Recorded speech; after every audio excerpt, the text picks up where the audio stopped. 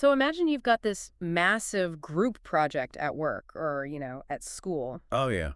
Always stressful. Right. But instead of actually talking through the problems, everyone is just trying to score points against each other. Sounds like a nightmare. Totally. And to make it worse, half the team isn't even in the room. They just vanished. Wow. Yeah, you'd get absolutely nothing done. Exactly. But what if that group project wasn't just a school assignment? What if it was the parliament of a nation with 1.4 billion people? That changes the stakes a bit. Just a little. But Welcome to the deep dive. Today, we are looking at India's July 20th parliamentary session. And we're using a really fascinating, short but heavy-hitting editorial as our source today. It's titled House in Disorder. Yeah, and our mission for you listening is to basically unpack this specific, highly chaotic session. Because it's not just about what laws got passed. The main theme today is really about process. Process. Right. Yeah, the force argues that, when the basic rules of conversation break down in a place designed for careful debate, things get messy fast.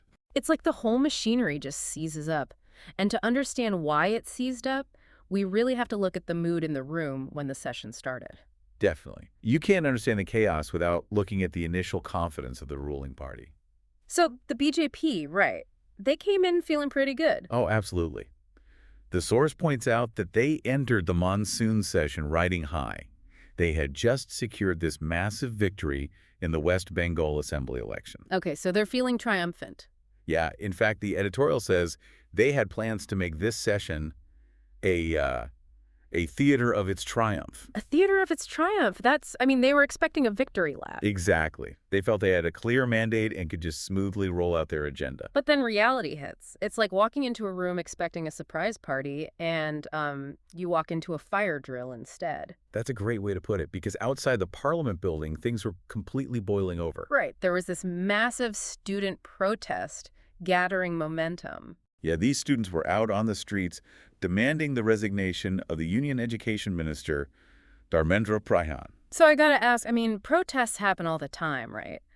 How exactly did a student protest completely turn those victory plans upside down? Well, it wasn't just the fact that they were protesting. It was the state's reaction to the protest that really changed the game. Okay. What happened? The turning point was a really brutal police crackdown.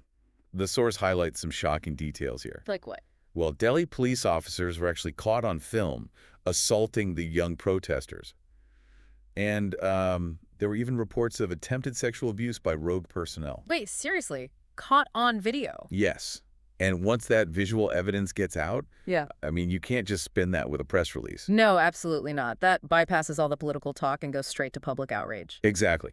The government was suddenly forced onto the defensive. They had to face massive, sustained criticism, not just from the opposition, but from the public. Which brings up this incredibly baffling detail from the source.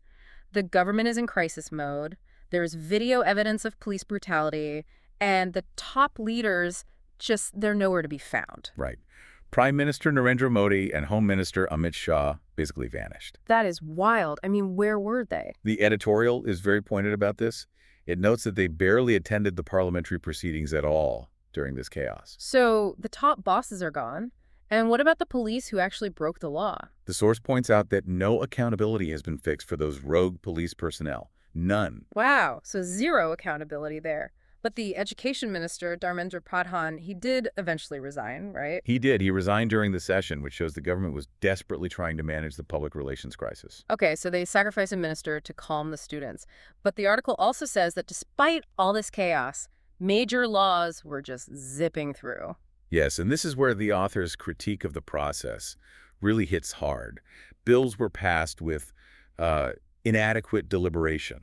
Inadequate deliberation. I love that polite phrasing. It basically means they rushed them through without actually talking them out, right? That's exactly what it means. It's like signing a huge contract without reading the terms and conditions. You're just hoping there's nothing terrible in the fine print. And the opposition is supposed to be the ones reading that fine print. Yeah. When you skip the debate, you skip the checks and balances. Okay, so let's look at the fine print. Let's talk about what actually got passed while the room was on fire and the bosses were missing. The source outlines a few key bills. First, there was the exam bill. Right, the one meant to calm the students down. Exactly. It included stronger measures against exam malpractices, a direct response to the protests.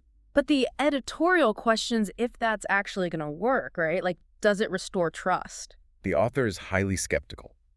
It's seen as a reactive move to calm the immediate anger, rather than a thoughtful fix to the education system. Makes sense. It's just a Band-Aid. What else got rushed through? Then there was a bill regarding the national song. It facilitated a home ministry guideline, making it mandatory to sing the full version of Vande Mataram at state functions. Okay, so a mandatory patriotism rule passed without discussion. Cut. What was the third one? This one is major. The Mines and Minerals Development and Regulation Amendment Bill. Right. The article mentions this one specifically undermines federalism. Yes, it was passed despite huge protests from the opposition. So just to translate for everyone listening in plain English, undermining federalism means the big central government is taking power away from the local state governments. Is that right? That is exactly right. Okay, but why is that a big deal for everyday people? Like, why should you or I care if the central or state government manages a mine? Well, think about where resource-rich land is located. The local states are the ones dealing with the fallout. They maintain the roads the trucks destroy. They handle the environmental impact. Oh, right, the pollution, the local jobs, all of that. Exactly. When the central government consolidates control, they are taking decision-making power away from the people actually living next to the mines. So the central government gets the resources, and the local community just gets the mess. And the source's specific warning here is that this creates a very dangerous pattern. You're rushing laws that hurt the rights of local communities without giving their representatives time to argue against it. Because it was passed with inadequate deliberation, the local reps literally didn't get to speak up. Precisely. They rewrote the rule book while everyone was distracted by the crisis. That is genuinely concerning. Okay, so those were the things that got rushed through. But the opposition wasn't totally useless, right? They did manage to throw on the brakes for some things. They did. The source points out 2 major attempts by the government that were stalled, though they are still, quote, alive. Meaning they'll probably try again later. What was the first one? An attempt to create a new architecture for the delimitation process. Okay, delimitation. For anyone who doesn't obsess over election mechanics, this is basically redrawing the boundaries of voting districts, right? Exactly. Right. It dictates how populations are grouped into voting blocks. Which sounds boring, but it's basically the most powerful tool in politics. You can literally draw the map to make sure your party wins for the next 10 years. It is huge, Mm-hmm. which is why the author of the editorial is so alarmed that the government tried to push a new architecture for this during such a chaotic session. Yeah, that's not something you just sneak through. No, the source argues the government must hold transparent consultations.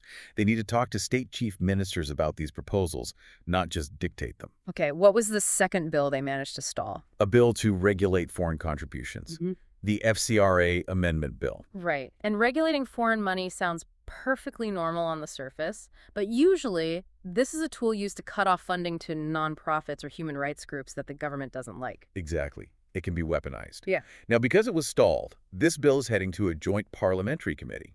Oof, a joint parliamentary committee. I feel like sending a bill there is like sending a broken appliance to a shady repair shop. How's It's like you hand it over to this back room, and you just have to hope they actually fix it instead of just pulling it apart in secret. The public can't really see what's happening. The author totally shares your concern there.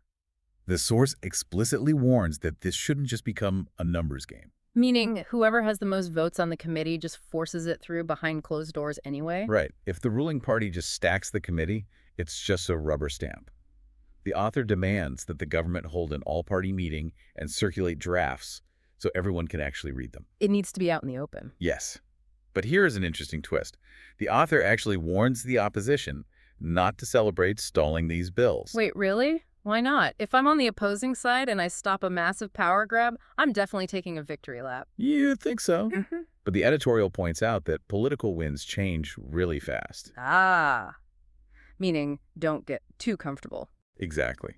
The BJP walked in expecting a triumph and hit a wall. If the opposition gloats too much about stalling things, they might find themselves completely outplayed the very next day. So stalling isn't an actual victory, it's just hitting pause. Right. And this leads to the ultimate thesis of the whole editorial. The author is basically pleading for a return to a healthy democratic process. Which feels like a rare thing everywhere right now. It does. The source uses this incredible phrase. It says, Parliament shouldn't be a gladiatorial arena of victors and vanquished. A gladiatorial arena. I mean, that is such a powerful image. It's not about solving problems, it's just about who survives and who gets politically destroyed for the crowd. Exactly. It's treated like a zero-sum game. But Parliament is supposed to be a forum for constant conversation to solve national problems. Both sides kind of forgot that. The government just wanted to skip the debate, and the opposition just wanted to stall and score points. Right. And when that happens, the people are the ones who lose. So true. Okay, let's pull all this together for everyone listening.